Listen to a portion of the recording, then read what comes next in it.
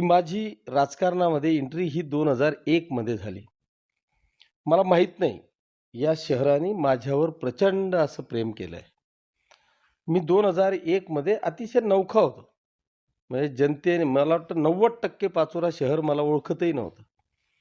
अशा वेळेस पाचोरा शहराने असेच सगळे मातब्बर लोकं उभे असताना, एका नवख्या कार्यकर्त्याला त्या ठिकाणी 1200 मतांनी लोकनियुक्त नगराध्यक्ष म्हणून मला पहिला नगराध्यक्ष होण्याचा बहुमान या पाचोरा शहरातल्या मायबाप जनतेने दिला.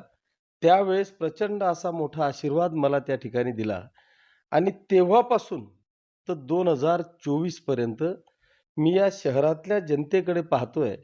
या जनतेने कधीही मी असेल किंवा तात्यासाहेब असतील, माझी पत्नी असेल, आजपर्यंत कधीही कुठल्याही वार्डात या जनतेने मला कमी मतदान केलेलं नाही.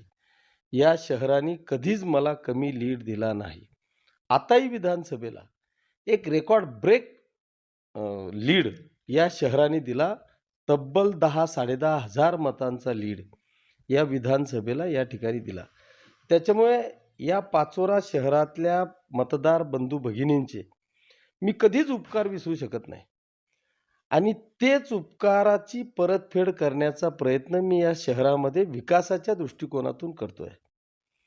पदं येतात जातात, पण पदं येताना आणि जाताना प्रत्येक मतदाराच्या मनात आपण विकासात्मकदृष्ट्या एक श्रद्धेचं स्थान निर्माण केलं पाहिजे.